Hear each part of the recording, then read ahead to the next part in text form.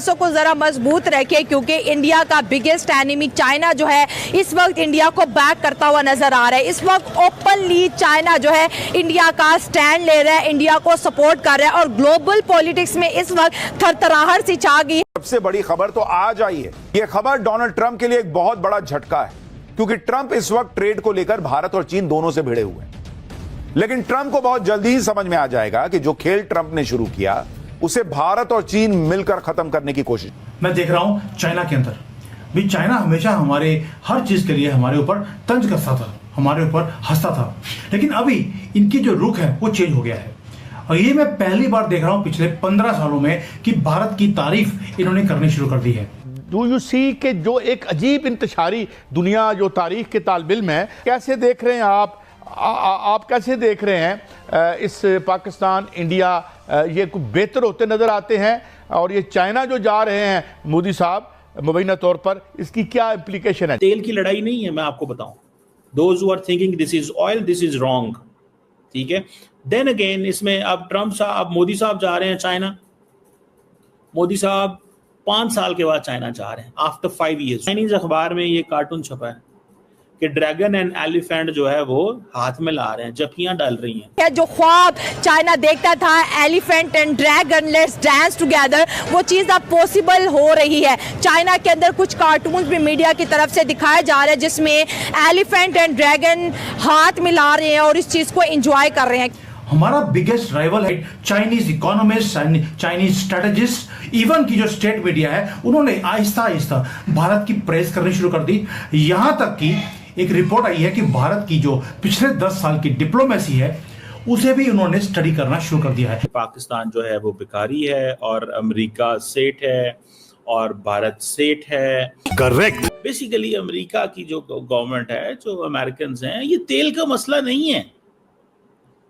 तेल में तो इंडिया को बकरा बनाया जा रहा है, बस वो जैसे कुर्बानी का एक बकरा हम लफ्ज इस्तेमाल करते हैं कि तेल की इसके अंदर कुर्बानी का बकरा बनाया जा रहा है इंडिया को। असल बात तेल नहीं है कि देखो यार, हम तुमसे डरते नहीं हैं, हम तुमसे डरते नहीं हैं, हमें 2 रुपए का फर्क नहीं पड़ता।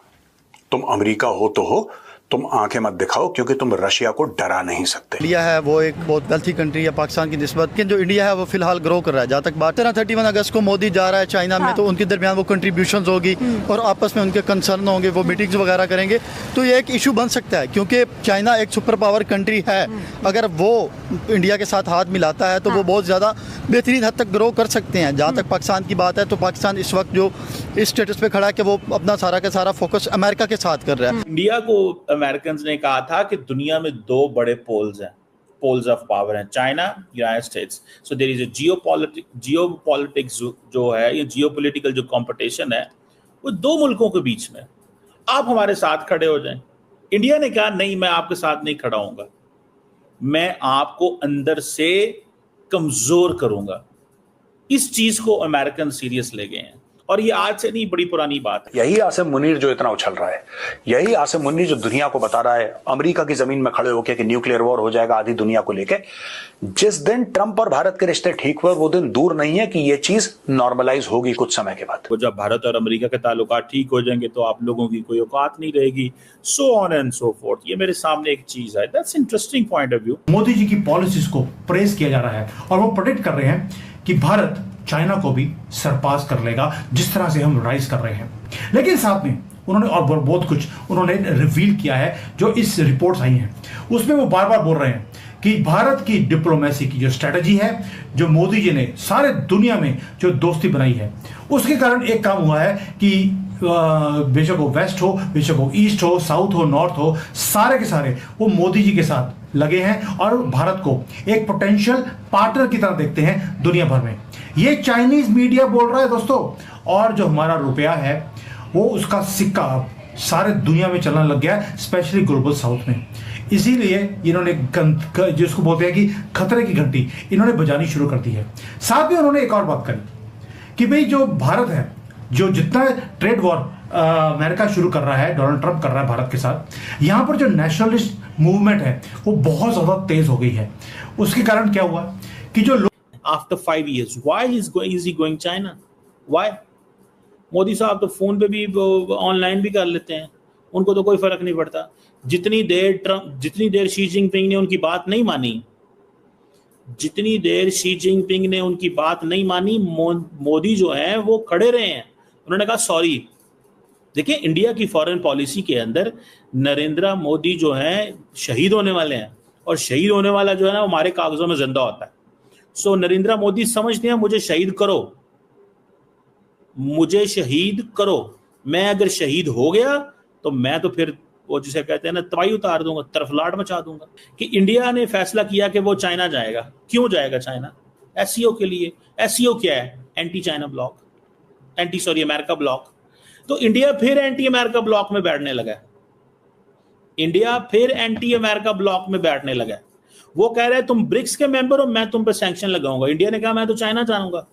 सो इंडिया जो है, तो मोदी साहब का जो चाइना विजिट है उसमें, अच्छा मोदी ने क्या किया? मोदी ने वहां पे जो आए हुए थे, वो क्या नाम है, यानी फिलिपाइन के लीडर, उसको भी सपोर्ट कर डाला टका के, ठीक है, उसको भी सपोर्ट कर डाला। अब सवाल ये है कि मोदी साहब वहां पे जब जाएंगे, मोदी साहब वहां पे जब अपनी पोजीशन एस्टैब्लिश करेंगे तो क्या होगा? शंघाई के अंदर अभी एक एग्जीबिशन लगी। एग्जीबिशन थी स्कॉच की, विस्की की, ड्रिंक्स की। वहां पर भारतीय कंपनीज ने यहां पर एग्जिबिट किया। ये मुझे जो शंघाई की जो हमारी इंडियन एम्बेसी है, ये उन्होंने भेजा है कि यहां पर अब जो इंडियन विस्कीज हैं वो यहां पर उनकी प्रेजेंस इंक्रीज हो गई है, क्योंकि चाइना ने भारत की कंपनीज को खोल दिया है कि वो चाइना में अपना माल बेच सकते हैं। पहले ये सब कुछ स्टॉप था। अब यहां पर जब अपने इंडियन प्रोडक्ट्स आने शुरू हो गए और हमारा खाना ना पहुंचे, ये हो नहीं सकता। अब जो इसका मतलब है कि जो टॉप से इंडिकेशंस आया है कि भारत की तारीफ करनी है, आगे जाकर अगर चाइना को कोई बचाएगा वो भारत बचाएगा। अब मुझे ये सिर्फ इतना बता दें, अमेरिकन चाहते क्या थे इंडिया से? देखिए, इंडियंस समझते हैं कि हमने ना चाइनीज साइड पे खड़े होना है, ना अमेरिकन साइड पे खड़ा होना है, हमने अपनी दुनिया बनानी है। अमेरिकन ने बताया कि नहीं, आप अभी इस लेवल पे नहीं है कि आप अपनी दुनिया बना सकें। जो बुश का प्रॉमिस था इंडिया के साथ, टू बिकम के we will make India major world power in 21st century. India at this moment के नो, ये जो बार बार आत्मनिर्भर की भारत की क्यों की जा रही है? रोज जब पॉलिसी लेवल पे इंडिया में डिस्कशन होती है, वो कहते हैं sir we can't do this, ये हमें अमेरिका से चाहिए, ये हमें फ्रांस से चाहिए, ये हमें इजराइल से चाहिए। वहां पे वो कहते हैं कि हमारी चॉइसेस कम है।